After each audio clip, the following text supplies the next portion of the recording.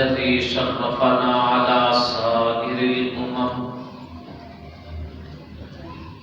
برسالة من اختصه من بين الأنام بجوامع الكلم وجواهر الحكم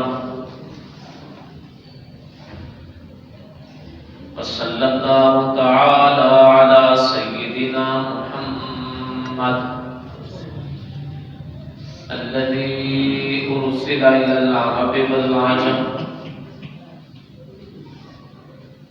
وعلى آله وأصحابه الذين هم بحور العلوم والحكم. أما بعد فأعوذ بالله من الشيطان الرجيم. بسم الله الرحمن الرحيم.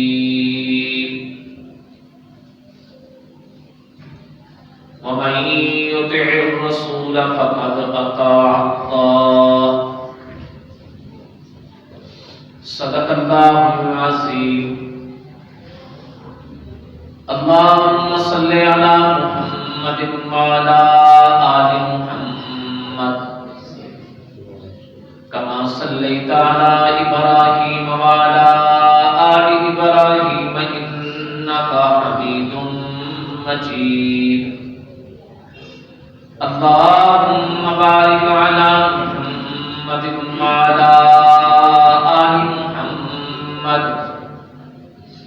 كما باركت على إبراهيم وعلى آل إبراهيم إنك حميد مجيد. معزز سامعین،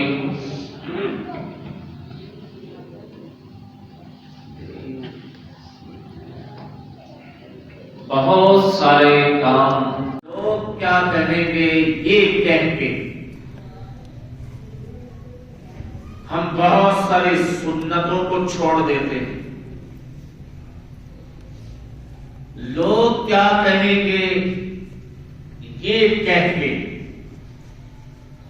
بہت ساری بدعات کے مرتکب ہو جاتے ہیں. لوگ کیا کہیں گے یہ کہہ کے ہم بہت ساری رسومات، ایسی رسومات جو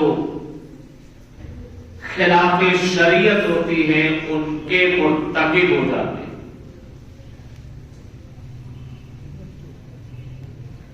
یہ جملہ آج کا نہیں ہے. لوگ کیا کہیں گے یہ آج کا نہیں، اور صرف آج ہی نہیں بولا جا رہا، بہت پرانا ہے اور بہت سارے لوگوں کو یہ جملہ کہا گیا. یہ ہماری ہمت پہ ہے کہ ہم نے یہ جملہ سن کے خیر کے عمل سے رکنا ہے، بھلائی کے عمل سے، نیکی کے عمل سے رکنا ہے، یا اس جملے کا شکار ہو جانا ہے. میں اس پہ 3 حوالے پیش کروں گا کہ کن پرانے لوگوں میں سے کن کو یہ جملہ بولا گیا اور انہوں نے یہ جملہ سن کے کیا عمل کیا.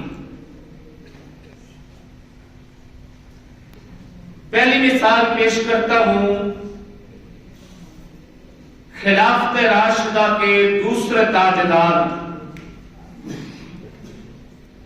امیر المومنین حضرت عمر فاروق رضی اللہ تعالی عنہ. کوئی معمولی شخصیت نہیں ہے. پیغمبر پاک صلی اللہ علیہ وآلہ وسلم نے اللہ پاک سے دعائیں مانگ کے آپ کو دیا، اسی لیے آپ کو مراد پیغمبر کہا جاتا ہے. حضرت ابو بکر صدیق رضی اللہ تعالی عنہ کی وفات کے بعد یہ منصب خلافت پہ فائز ہوئے اور 10 سال آپ کا دور خلافت رہا. ان 10 سالوں میں اسلامی سلطنت نے بہت وسعت پائی.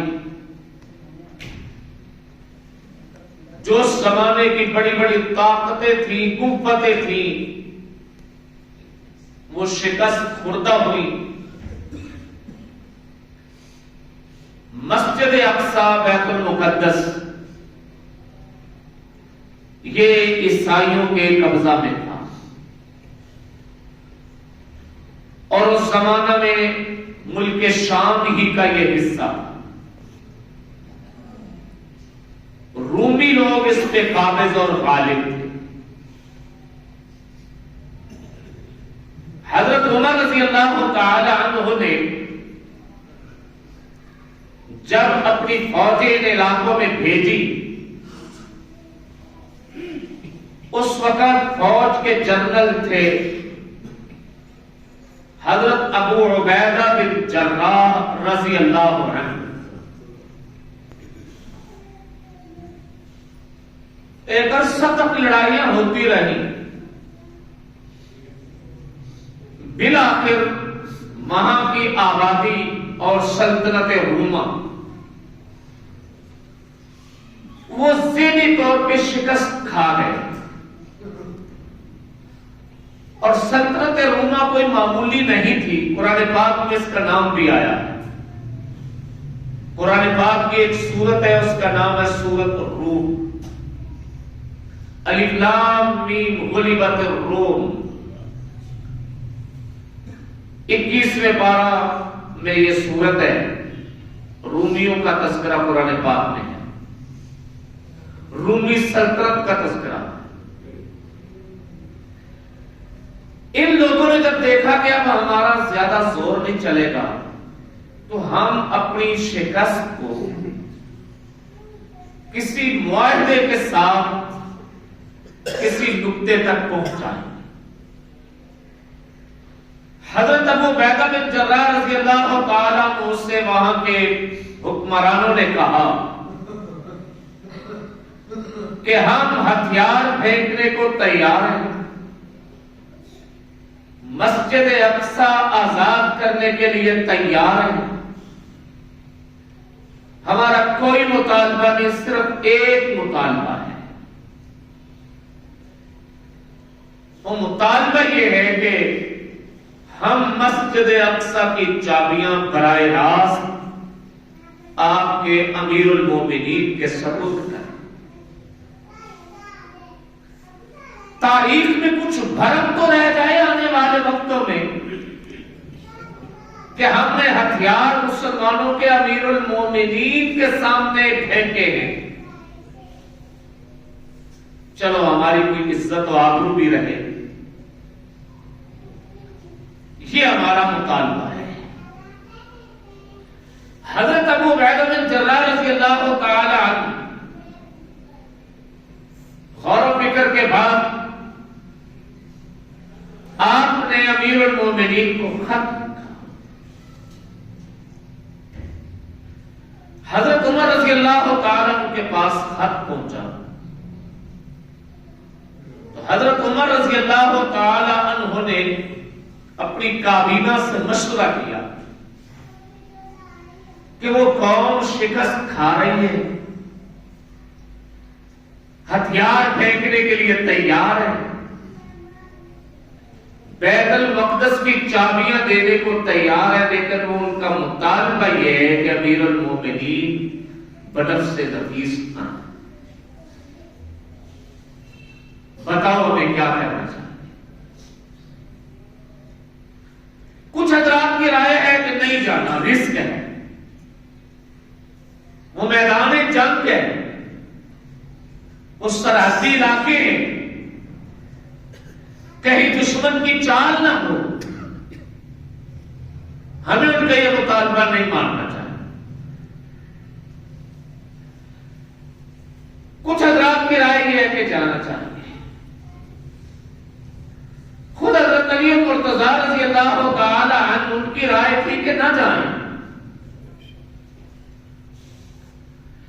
حضرت عمر رضی اللہ تعالیٰ عنہ نے فرمایا کہ میرا جی کرتا ہے کہ میں جاؤں، اس لیے کہ جنگ مسائل کا حل نہیں ہوتی، جنگ تو ہوتی ہے دشمن کی کمر جھکانے کے لیے، جھک گئے، ان کی قوت ٹوٹ چکی ہے، اب ہم نے اپنے اخلاق کا مظاہرہ کرنا ہے، اپنے حسن سلوک کا مظاہرہ کرنا ہے، لہذا ہم جائیں۔ حضرت عمر فاروق رضی اللہ تعالی عنہ نے حضرت علی المرتضیٰ کو اپنا نائب مدینہ منورہ میں مقرر کیا، جانشین مقرر کیا، اور خود سفر پہ چل پڑے۔ سفر پہ جا رہے ہیں تو امیر المومنین ہیں، حاکم وقت ہیں، اسلامی ریاست کے سربراہ ہیں، پروٹوکول تو ہونا چاہیے تھا، پروٹوکول ہونا چاہیے تھا، بڑا وی آئی پی کتنی دفعہ بھی لگائے، نہ پروٹوکول ہونا چاہیے تھا، لیکن ایسا نہیں ہوا۔ حضرت عمر رضی اللہ تعالی عنہ نے جس سواری کا انتخاب کیا اور دوران سفر اپنے ساتھ ایک غلام لے، اور جو لباس شہر مدینہ منورہ میں پہنا کرتے تھے وہی لباس لے کے سفر پہ چل پڑے۔ اب یہاں آپ کو دو موقعوں پہ جملہ سننے کو ملا، لوگ کیا کہیں گے۔ میں نے ابتدا میں گفتگو کہاں سے شروع کی کہ آج کل ہم ایک جملہ سنتے ہیں، لوگ کیا کہیں گے۔ یہ جملہ صرف ہمیں نہیں کہا جاتا بلکہ بڑے بڑے لوگوں کو کہا گیا، لوگ کیا کہیں گے۔ اس سفر میں حضرت عمر رضی اللہ تعالیٰ عنہ کو دو موقعوں پہ یہ جملہ سننے کو ملا، لوگ کیا کہیں گے۔ ایک تو آپ کے لباس دیکھتے کہ مدینہ منورہ میں تو پیغمبر پاک کے اصحاب ہیں، آپ کے جاننے والے ہیں، آپ کی سادگی سے لوگ واقف ہیں، آپ نے کس سادہ طرز زندگی کو فروغ دینے کی عملاً تحریک شروع کی ہوئی ہے، لوگ اس سے واقف ہیں،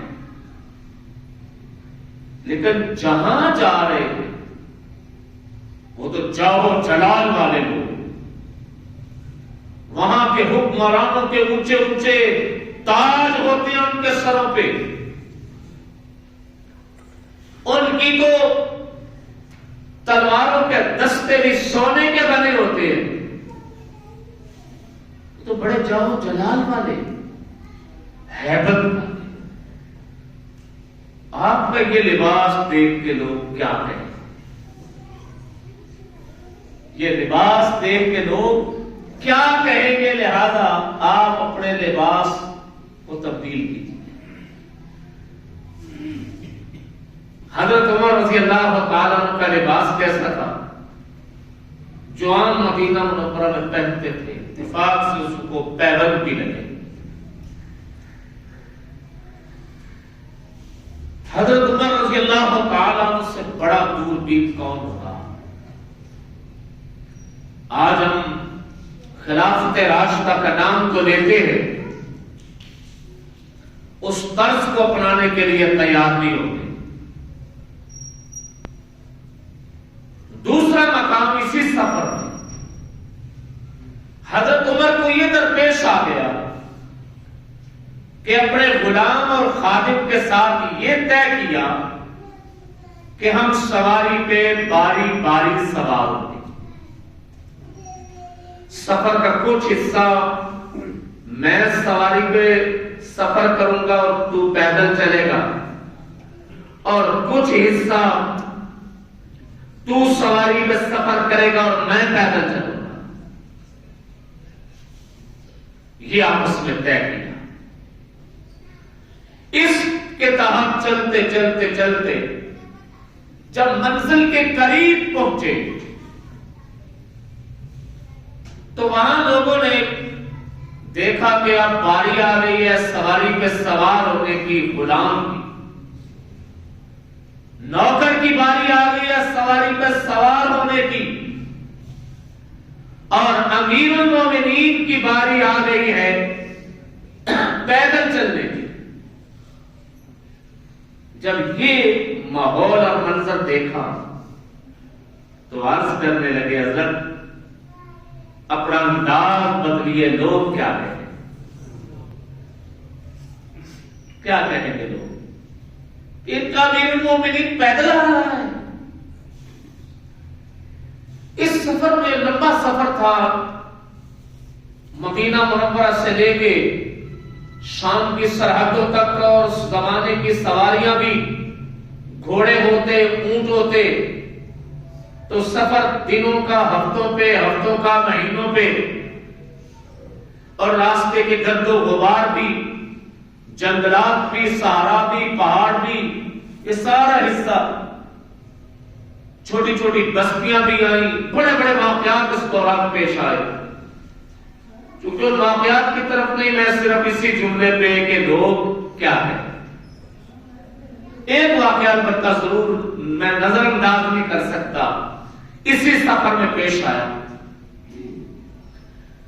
سفر میں ایک خیمہ دیکھا، راستے کے اوپر جھونپڑا اور خیمہ لگا۔ عربوں کی پرانی تہذیب دیکھیں تو وہ خانہ بدوشوں کی تہذیب ہے۔ ان کا رہن سہن عربی ادب میں، عربی کلچر میں پڑھے تو وہ بدوؤں کا کلچر ہے، لہذا اس کلچر کو دیکھتے ہوئے کوئی عجب بات نہیں، راستے کے اوپر ایک خیمہ، وہاں سے جب گزرنے لگے تو خیمہ میں جو بندہ بیٹھا ہوا ہے وہ عیسائی راہب ہے، عیسائی مذہب کا عالم ہے، اور آپ کو شاید علم ہو عیسائیت میں تنہائی کو مقام ولایت سمجھا جاتا ہے۔ تنہائی سے مراد یہ ہے کہ اگر آپ ولی اللہ بننا چاہتے ہیں تو دنیا چھوڑ دیں، ترک دنیا، نہ شادی کریں، نہ خاندان کا حصہ بنے، نہ آبادیوں میں رہیں، بلکہ آبادیوں سے کٹ کے الگ تھلگ زندگی گزارے، دنیا کی آرائش چھوڑ کر۔ اس عمل کو وہ راہبانیت کہتے ہیں،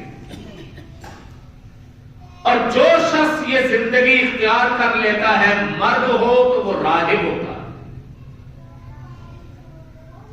عورت ہو تو راہبہ، نن، یہ مختلف القاب ہیں۔ تو راہب کا ان کے ہاں بڑا مقام مرتبہ ہوتا ہے، تو وہ شخص راہب آبادیوں سے ہٹ کے، بستیوں سے کٹ کے، کنبے قبیلے سے جدا علیحدہ ہو کے وہ ایک خیمہ لگا کے بیٹھا ہوا تھا۔ اسے کسی راہ گزر نے بتلایا کہ یہاں سے مسلمانوں کے امیر المومنین گزرتے، حضرت عمر رضی اللہ تعالی عنہ سے گزرے تو وہ آگے اس نے علیہ السلام حال احوال کے بعد کہنے لگا میری ایک درخواست یہ ہے کہ آپ مجھے صرف کچھ لمحے دیں، میں ایک کتاب پڑھنا چاہتا ہوں۔ وہ اپنے خیمہ میں گیا، اندر سے ایک کتابچہ اٹھا کے اس نے کہا یہ کتابچہ ہمارا اسرائیلی روایات کا کتابچہ ہے جو سینہ بہ سینہ چلا رہا ہے، اس کتابچہ میں کچھ لکھا ہے، میں دیکھنا چاہتا ہوں۔ آپ وہی ہیں؟ آپ وہی ہیں؟ یہ وہی کون تھا کہ آپ وہی ہیں؟ اس نے کہا وہی ہیں سے مراد یہ ہے کہ ہمارے کتابچے میں ایک شخصیت کی آمد کی اطلاع ہے کہ جو مسلمانوں کے نبی ہوں گے ان کا ایک جانشین آئے گا، اس جانشین کی یہ صفات ہوگی، یہ علامات ہوگی۔ اب اس نے وہ کتابچہ دیکھا اور حضرت عمر رضی اللہ عنہ کو سر سے لے کے پاؤں تک دیکھتا چلا، حتیٰ کہ اس راہب نے حضرت عمر رضی اللہ عنہ کی ایڑی کو بھی دیکھا۔ یہ سب کچھ دیکھ لینے کے بعد چہرہ اس کا خوشی سے کھل اٹھا اور کہنے لگا اپنی قوم برادری کو کہ اس شخص کا راستہ نہ روکنا، یہ وہی ہے جس کا ہماری کتابوں میں تذکرہ اسرائیلی روایات میں چلا رہا۔ تو حضرت عمر رضی اللہ تعالیٰ کو انہیں کہا گیا کہ لوگ کیا کہیں گے، آپ کا پروٹوکول نہیں ہے، لوگ کیا کہیں گے، آپ کے بدن پہ لباس شاہی نہیں ہے، لوگ کیا کہیں گے۔ تو حضرت عمر رضی اللہ تعالیٰ عنہ تو للہیت والے لوگ تھے، رسولگی والے لوگ تھے، لیکن کسی دانشور نے کہا کہ حضرت عمر رضی اللہ تعالیٰ عنہ جانتے تھے آنے والی تاریخ، وہ تاریخ جو قومیں لکھتی ہیں، جو قومیں پڑھتی ہیں، کہ کہاں آ کے انسانی قافلہ نے نیا موڑ لیا، جہاں پہ انسانیت نئے موڑ لیتی ہے وہاں پہ کردار زندہ رہتے ہیں، لباسوں کی کوئی پرواہ نہیں، وہاں پہ لباسوں کے کوئی تبصرے اور کوئی بحثیں نہیں ہوا کرتی۔ آج حضرت عمر رضی اللہ تعالیٰ عنہ کا کردار زندہ ہے۔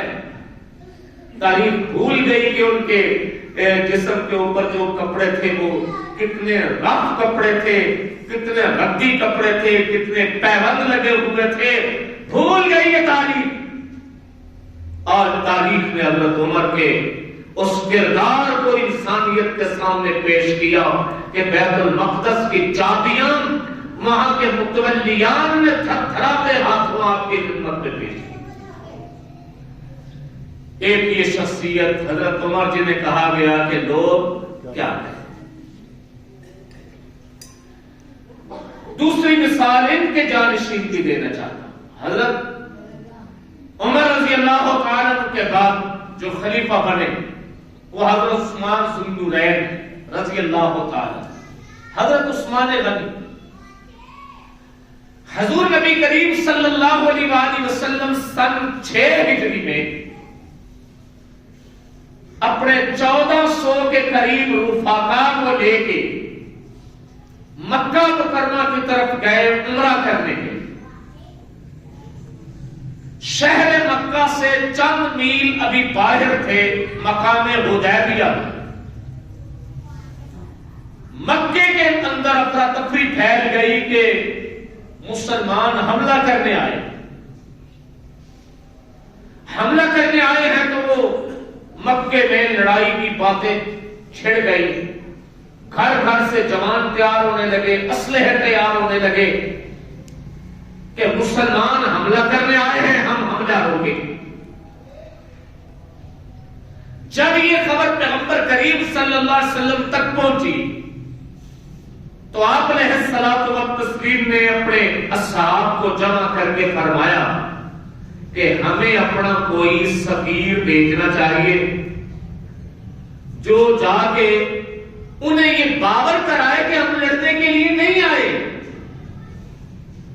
ہم یہاں جنگ کرنے کے لیے نہیں آئے، ہم صرف اور صرف بیت اللہ شریف کا عمرہ کرنے آئے ہیں اور عمرہ کر کے واپس چلے جائیں گے۔ یہ سفیر کون ہو؟ مختلف صحابہ کے نام آئے، مگر آپ علیہ السلام کی نگاہ انتخاب حضرت عثمان پہ ٹک گئی۔ آپ نے فرمایا عثمان جائیں گے، دھیمے مزاج کے ہیں، ان کا وہاں کنبہ قبیلہ برادری بھی ہے، گفت و شنید بھی اچھے طریقے سے کرتے ہیں، یہ جا کے ان سے مذاکرات کریں۔ حضرت عثمان غنی رضی اللہ تعالیٰ عنہ گئے اور جا کے اپنے ہمساتھ جو اپنے ان کے کزن وہاں آباد تھے ان کو ملے اور مل کے کہا کہ یہاں کے پنچایتیوں سے میری پنچایت کراؤ،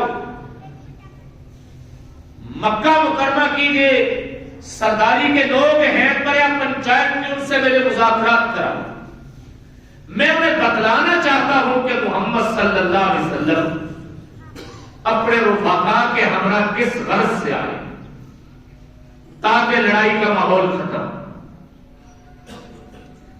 ان کے چچا زاد بھائیوں نے کہا کہ آپ فی الحال تو ہمارے گھر ٹھہرے، ہم جگہ طے کر لیتے ہیں، وہاں سردار سارے جمع ہو جائیں گے، وہاں آپ ہمارے ساتھ چلیں۔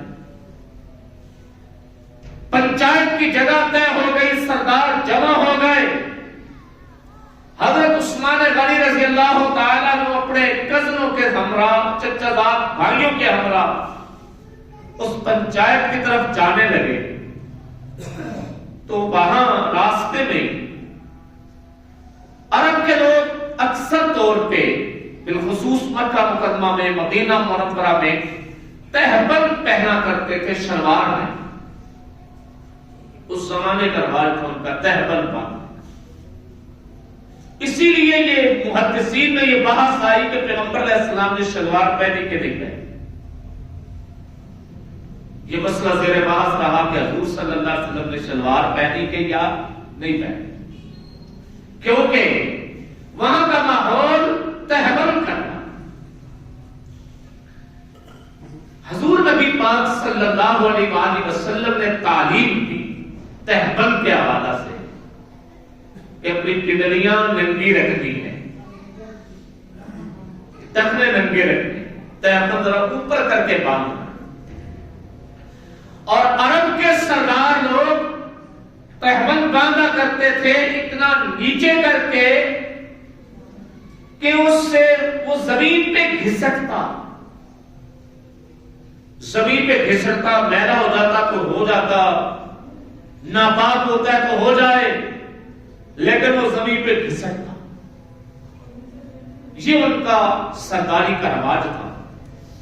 حضور صلی اللہ علیہ وسلم نے تہبند پہ تو پابندی نہیں لگائی، پابندی کس پہ لگائی؟ لٹکانے، نیچے زمین تک جو گھسٹتا جائے اس پہ پابندی لگائی کہ ٹخنے لگے رہنے چاہیے۔ حضرت عثمان غنی رضی اللہ تعالیٰ نے تہبند باندھا اوپر کر کے باندھا تو اب کہنے لگے عثمان چلو ٹھیک ہے، آپ وہاں لباس پہنتے ہی پہنتے ہو، یہاں نیچے کر لو، لوگ کیا کہیں؟ شروع تقریر میں میں نے جملہ کیا دیا تھا؟ لوگ کیا کہیں گے۔ یہ جملہ صرف ہمیں بھی سننے کو ملتا بلکہ صحابہ کو بھی سننے کو ملا کہ لوگ کیا کہیں۔ تو حضرت عثمان بن نورین رضی اللہ تعالیٰ عنہ سے کہنے لگے کہ اپنے تہبند کو نیچے لٹکا لو، لوگ کیا کہیں گے؟ کہ یہ اپنا کلچر ہی بھول گئے، یہ اپنا رہن سہن ہی بھول گئے، یہ ثقافت ہی بھول گئے، یہ سرداری کے آداب ہی بھول گئے کہ سرداری کی یہ آداب ہمارے ہاں بھی۔ اب پوش علاقوں میں کوئی بندہ دیہات کا آباد، یہ جتنی نئی کالونیاں ہیں ان کالونیوں میں آدھے سے زیادہ آبادی تو دیہاتوں سے آئے ہوئے چودھریوں کی۔ اب جو پرانے لوگ یہاں کالونیوں میں آ کے آباد ہوتے ہیں، جن کی ساری زندگی اپنے دیہاتوں میں چودراہٹ کرتے گزری، بعض اوقات انہیں الجھن ہوتی ہے کہ یہاں تو ہم دھوتی پہنے، سر پہ پگ باندھے، لوگ کیا کہیں، لوگ کیا کہیں؟ عورت برقع پہن کے نکلے ان پوش علاقوں میں، کالونیوں میں، لوگ کیا کہیں؟ بچیاں پردے کے ساتھ نکلے، لوگ کیا کہیں؟ یہ لوگ کیا کہیں گے یہ جملہ بہت پرانا ہے۔ تو حضرت عثمان غنی رضی اللہ تعالیٰ مذاکرات کے لیے جا رہے ہیں تو یہ جملہ سننے کو ملا، تہبند نیچے کر لو، لوگ کیا کہیں گے۔ اور اس وقت وہ لوگ بھی کون تھے؟ مکے والے جن میں حضرت عثمان غنی کی زندگی گزری، قریش والے جن میں زندگی گزری، جس قریش کے خود قریشی، کچھ بنی ہاشم کے، کچھ بنی امیہ کے، حضرت عثمان خود بنی امیہ کے، کہنے والے بھی کون ہوں گے؟ اپنے ہی ہوں گے، اپنے ہی کنبہ قبیلہ ہوگا۔ تو حضرت عثمان غنی رضی اللہ تعالیٰ نے فرمایا لوگ کیا کہیں گے؟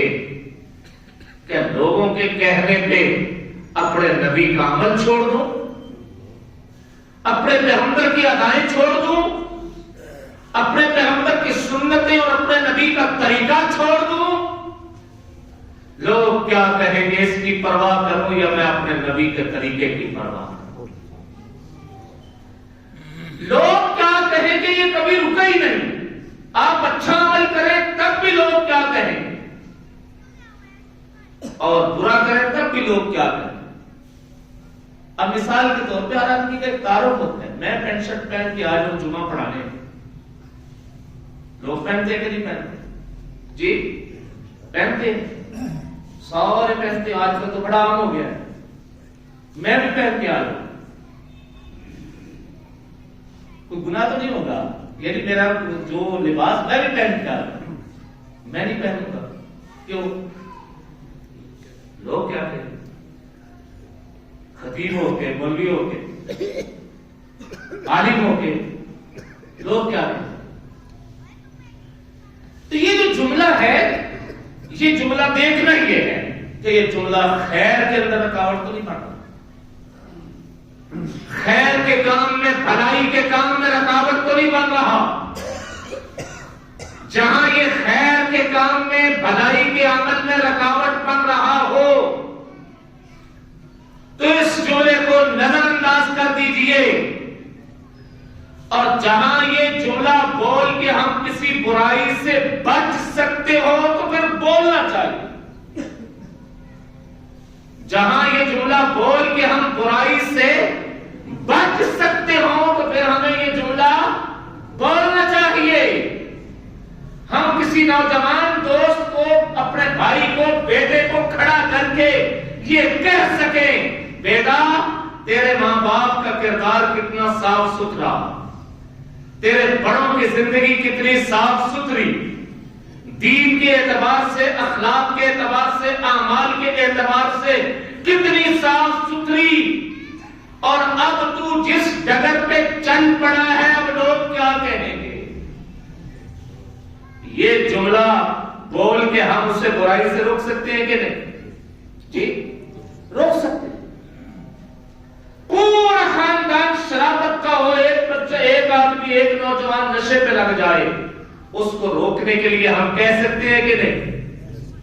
لوگ کیا کہیں؟ پورا ماحول دین والا ہو، ایک آدمی وہ بغاوت و سرکشی پہ اترے، اس کو سمجھانے کے لیے کہہ سکتے ہیں کہ لوگ کیا کہیں۔ تو یہ جملہ بعض اوقات ہمیں بھلائی سے روکنے کے لیے بولا جاتا ہے، اور بعض اوقات شر سے بچانے کے لیے بولا جاتا ہے۔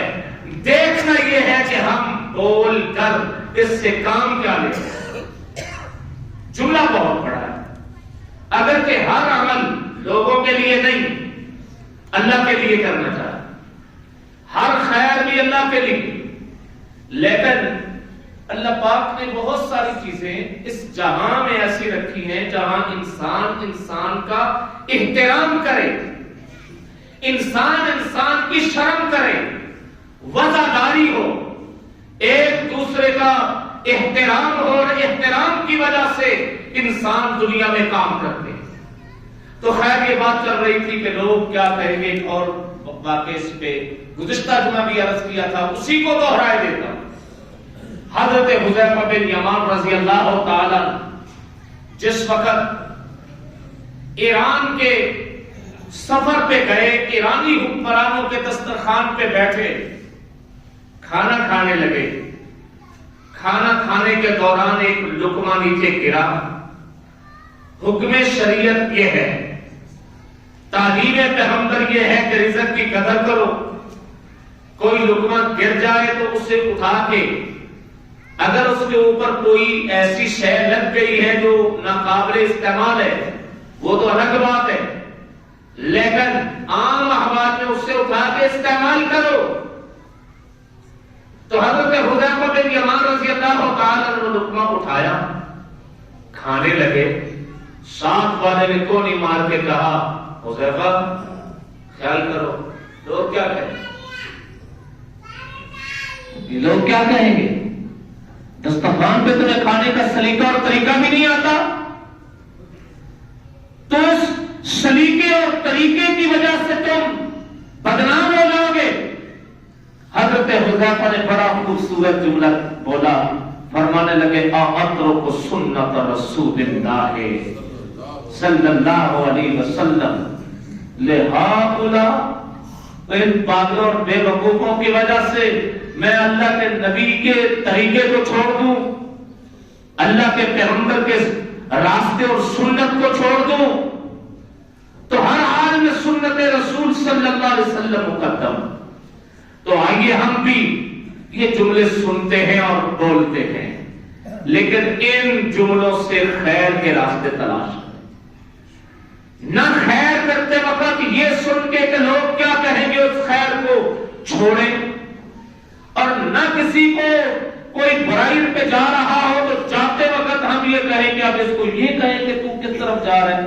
نہیں، ہم نے راستے طے کر، ہماری شادی بیاہ کی بہت ساری رسومات، بہت ساری، حتیٰ کہ شادی بیاہ تو اب اس کو بھی ہے ہی ہے، فوتگیوں کی رسومات۔ فوتگی تو ایک غم کی کیفیت ہے، فوتگی تو ایک خسارہ ہے، گھر کا فرد جا رہا ہے، جدائی ہے۔ یہاں کا عمل تو خالصتاً عبادت کے طور پہ ہونا چاہیے، رسم کے طور پر نہیں ہونا چاہیے۔ لیکن یہاں بھی ہم کیا کہتے ہیں، لوگ کیا کہیں گے، ابا جی فوت ہو گئے، اماں جی فوت ہو گئی، برادری کو کھانا بھی نہیں کھلایا۔ مجھے اس معاملے میں جو سب سے حیرت والا عمل لگتا ہے، سب سے حیرت والا، جس عمل میں شرکت کرتے وقت بہت تکلیف ہوتی ہے، کبھی خوشی نہیں ہوتی، کبھی بھی دل نے دلاسا نہیں دیا کہ آج وہ اچھا عمل کر کے آیا، وہ کیا، فوتگی کے 8 10 20 دن بعد جو کھانا پکتا ہے اور اس کھانے میں پوری برادری اور سارے رشتہ دار شامل ہوتے ہیں، اور اتنے اہتمام کے ساتھ ٹینٹ لگتے ہیں، نیچے قالین بچھتے ہیں، کرسیاں لگتی ہیں، وہاں پہ پورا ماحول جو ولیمے کا ماحول ہوتا ہے وہ ماحول بنتا ہے، اور رسما رسمی کے طور پہ مسجد کی محلے کی مسجد سے 5 7 حفاظ کو بلایا، ایک کونے میں وہ بیچارے بیٹھ کے سپارہ ہاتھ میں پکڑ کے پڑھنے کی کاروائی کر رہے ہوتے ہیں۔ میرے لفظ ناراض نہ ہونا، پڑھنے کی کیا لفظ بولا ہے، پڑھنے کی وہ کاروائی کر رہے ہوتے ہیں۔ وہ ان کے سامنے دیگوں سے اچھے اچھے خوشبوئیں نکل رہی ہیں، وہ پڑھنے کے عمل میں لگیں گے، پڑھائی تو وہ مسجد میں کریں گے، پڑھائی تو وہ مسجد میں کریں گے، وہاں تو وہ پڑھنے کی کاروائی میں لگے ہوئے ہیں ایک کونے میں، اور دوسری طرف پورا شہر عمدہ بیٹھا وہ اپنی سیاست پہ تبصرے کر رہا ہے، نیا چیف یہ کس پارٹی کا آیا، یہ کس کی مانی گئی، کس کی نہیں مانی گئی، یہ نئے چیف کی ترجیحات کیا ہوگی، یہ ساری باتوں میں لگی، اور وہ 5 7 حفاظ بیٹھے کونے میں پڑھنے کی کاروائی میں لگے۔ انہوں نے 20 25 منٹ پڑھنے کی کاروائی لی، اب دیکھا کہ آگے سارے مہمان، کھانا تیار ہے، اب ہم جیسے ان کو بلایا جائے گا، حضرت جی دعا کرا دیں، یہ دعا بھی ایک کاروائی ہے، تو آنے والے حضرت جی بھی دعا کی کاروائی میں لگیں گے۔